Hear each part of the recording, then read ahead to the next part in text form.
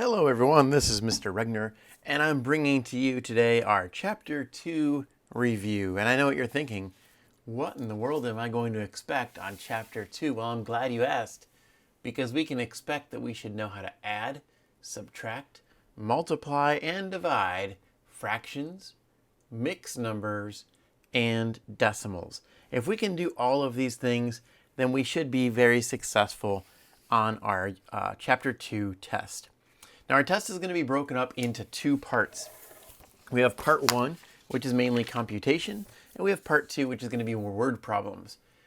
We're going to be examining part 2 of our study guide in this video, but you can also check out my part 1 video where we look at the more just simple computations. So let's get started with number 1. Number 1 says a pot contains 37 ounces of soil. You use 3 1/4 ounces of soil to plant 1 herb. Is there enough soil in the pot to plant 12 herbs? How much extra soil do you have, or how much more soil is needed to plant 12 herbs? All right, so first we need to understand kind of what the question is asking us. I have a total of 37 ounces of soil. It takes 3 1/4 ounces for 1 herb, and I want to know if I can plant 12 herbs. So there's a lot of different ways that we could actually go about this mathematically to find our answer. But in the end, I want to figure out how much soil I'm going to need for all 12 herbs. So I'm going to take my 3 1/4 and multiply that by 12. That's going to tell me how much soil I need for 12 herbs. Once I know that, I can figure out if I have enough or if I don't, and then figure out what the difference would be. So first thing I need to know is that I need to take this mixed number and this whole number and turn them into fractions. So I know that I can multiply and add to turn this into an improper fraction. 4 times 3, that's 12, plus 1, that's 13. So my answer here is 13 over 4. And I'm going to multiply that by 12, or I could just call that 12 over 1. 12 over 1 is the same as 12. Next, I could actually use cross simplification. Now 13 and 1 don't have any common factors, but 4 and 12 do. In fact, the greatest common factor is 4. We could simplify by 2, but we'd have to simplify again. So 4 divided by 4 is 1, and 12 divided by 4 is 3. Now I can just take 13 times 3, which is 39, and then 1 times 1, which is 1. So that means that really that's 39 wholes, or 39 ounces. So 39 ounces is how much it takes for 12 herbs. So do I have enough soil if I only have 37 ounces? I would say my answer is no, I don't. To figure out how much extra or how much is needed, I would take my 39 ounces, that's for 12 herbs, and I would subtract 37 ounces, which is what I already have. That leaves me with 2 ounces, so I need 2 ounces more. So how much extra is needed? I would say 2 ounces is needed. And that's number 1. So if I'm looking at this mathematically, I'm basically multiplying and then subtracting to find the difference. Let's move on and take a look now at number 2. Now number 2 says a patio is rectangular. Its length is 9 52 meters, and its width is 7 3/10 meters. What is the area of the patio in square meters? Well, it just so happens that I know that area equals base times height. So if I know that, I can plug in these numbers. So area is going to be equal to 9 52 times 7 3/10. I don't really like the way that's formatted, so I could always take 9 52 and multiply it by 7 3/10 off to the side like I would normally do. Notice my decimals here are not lined up, and I'm okay with that because I know that I'm multiplying with decimals. I'm going to later on move my decimal to where it needs to be inside the product. But for now, I'm going to treat this as if they're whole numbers. So 3 times 2 is 6, 3 times 5 is 15, 3 times 9 is 27, plus 1 is 28. I'm going to add my placeholder 0. 7 times 2 is 14. 7 times 5 is 35, plus 1 is 36. And 7 times 9 is 63, plus 3 is 66. Now I'm going to add them together, just as I would for any multiplication problem. 6 plus 0 is 6, 5 plus 4 is 9, 8 plus 6 is 14, and then 6 plus 2 is 8, plus 1 is 9, and then 6 plus nothing is 6. So I have what looks like 69,496, but that I know is not right, because now I need to consider the decimal points. Notice I have 2 moves here. I have 1 move there. That means over here I'm going to have 3 moves total. So let me move it over from the right side going left. 1, 2, 3. Put my decimal point. That means the area is equal to 69 and 496 thousandths. And I want to say meters squared. Why do I know that? Because what's the area in square meters? And that is our answer for number 2. Moving right along, here's number 3. It says you need 13 cups of ketchup for a community picnic. A bottle of ketchup contains 3 1/4 cups. How many bottles of ketchup will be needed? Well, to solve this problem, again, I can go a lot of different ways, but in order to guarantee that I'm going to be right, and maybe the quickest way to get there is just simply division. I'm going to take my total divided by the size of each piece. That may not make much sense to you, but what that really means is my total is 13. I'm going to divide that by the size of each piece. What does that mean? Well, each bottle of ketchup is 3 1/4 cups. So now I have a division problem. Just like my multiplication problem on number 1, I want to turn these into improper fractions before I do anything else. So this is going to be the same as 13 over 1 divided by 4 times 3 is 12 plus 1 is 13. That's 13/4. So now I have division. Whenever I'm dividing fractions, I know that I should keep, change, flip. That's 13 over 1 times 4 over 13. Now by cross-simplifying, the math is really easy because 13 and 13 have a common factor, and that is 13. Each of them divided by 13 is 1. So that means my answer is really 4 over 1, or I could say 4 bottles of ketchup. So I'll need 4 bottles to equal 13 cups. So again, just division problem there with our fractions. Hey, let's move on now to number 4. I had a weird fluky thing on my paper here where number 4 is squeezed into the bottom and it won't be on the test. But it says a hamburger stand sells hamburgers for $2.76. In one day, the stand made $328.44. How many hamburgers were sold? All right, so in order to figure this out, I'm going to take my total, divide it by the price of each burger, and my quotient then would be the number of burgers that were sold.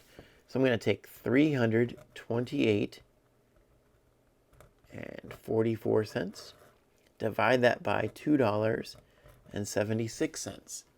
Now, as you look at this division problem, you're going to notice that we've got decimals, clearly. So I need to move my decimal over all the way in my divisor to make that a whole number.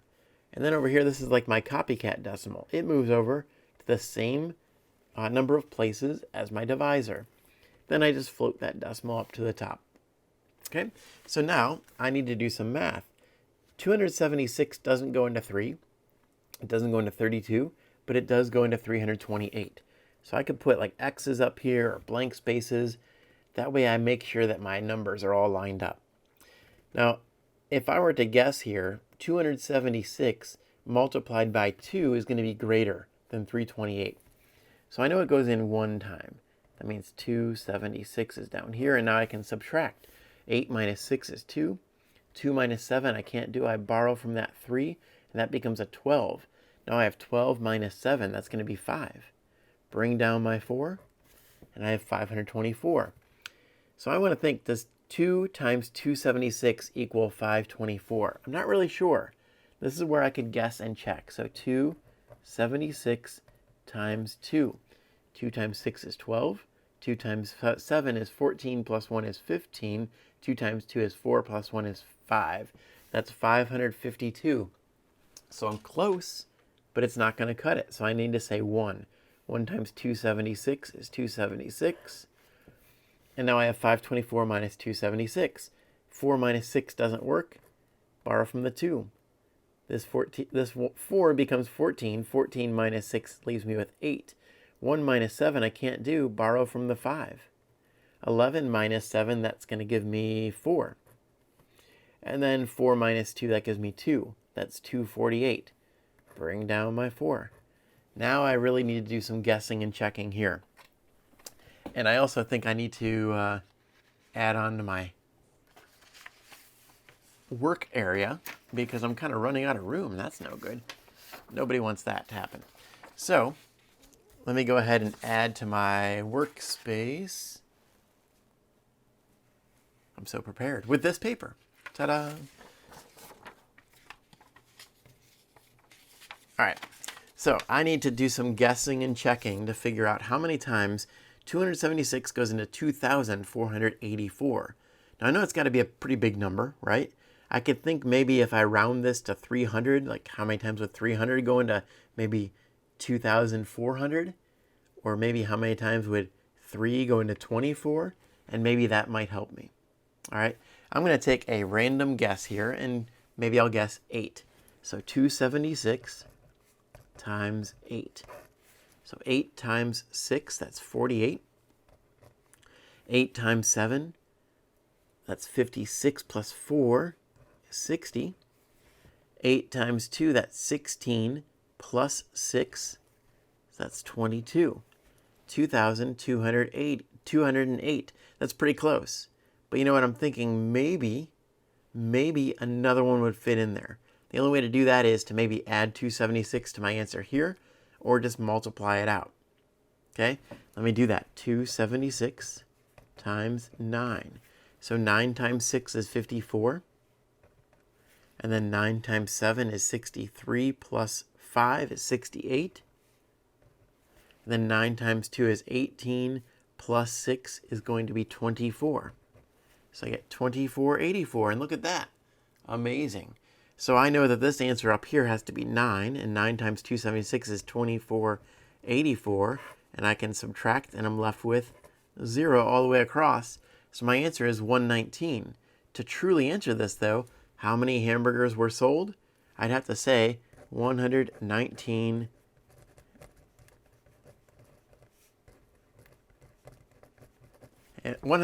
hamburgers were sold, and that's my answer. And you can't even see it on my paper. There it is.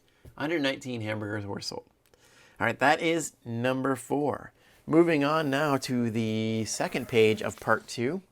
Oop, there we are. We got number 5.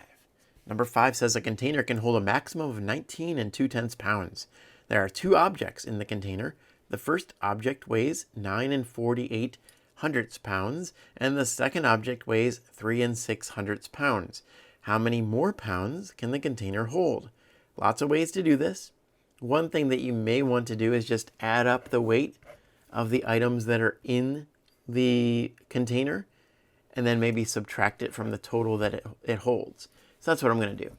So I'm going to take 9 48 hundredths, and then 3 600ths, and I'm going to add them together. Notice my decimals here are lined up, so that decimal is going to drop down right here in my sum. So 8 plus 6, that's going to give me 14. 4 plus 1 plus 0 is 5. 9 plus 3 is 12. That means that there is 12 54 hundredths pounds in the container.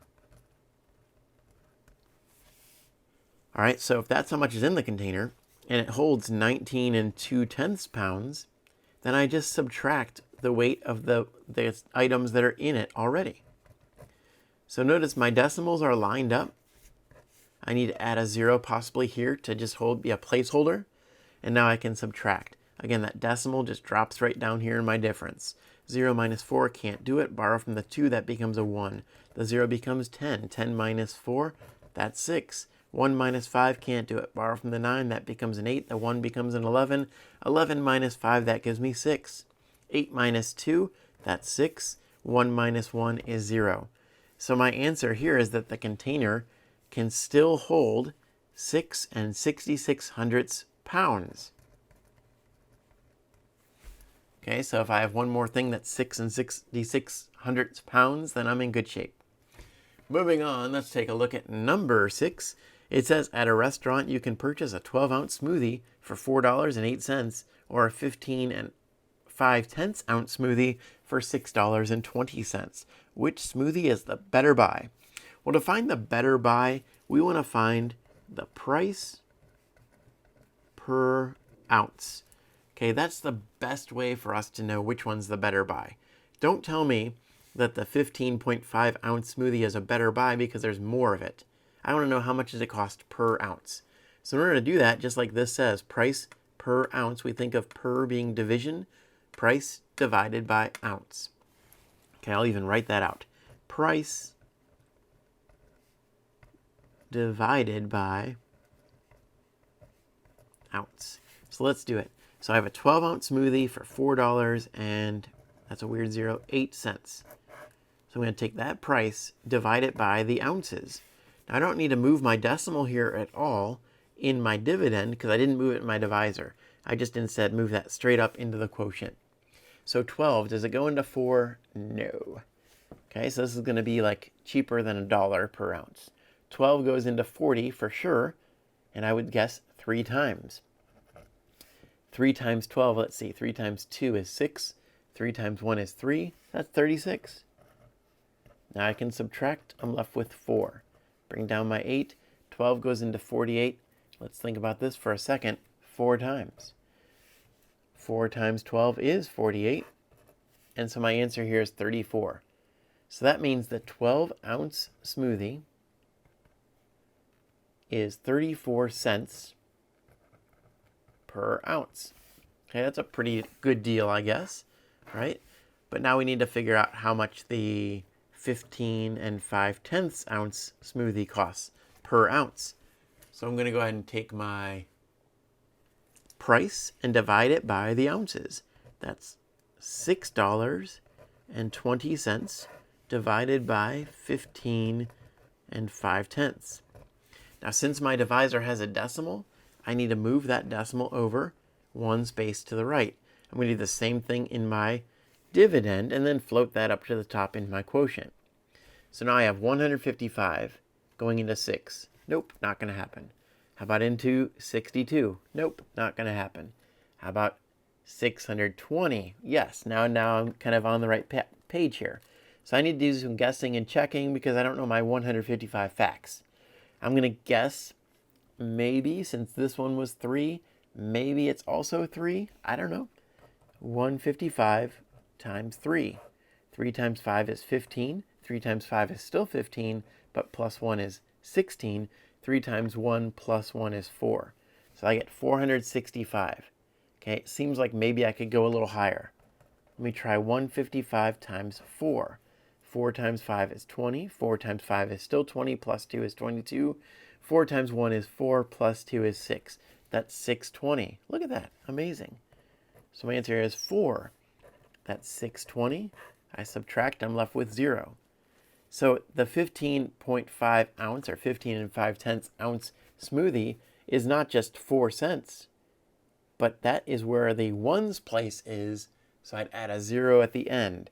That would be 40 cents per ounce. So which one is the better buy then? How do we figure this out?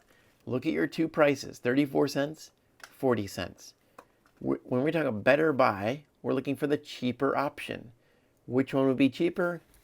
The 12-ounce smoothie is the better buy. You get a better deal getting the smaller one than the big one. All right, that is our quick look at our study guide for Chapter 2. This has been Part 2. Again, please refer to the other video for the study guide review of Part 1. Have a great day, good luck studying, and best of luck to you on your test.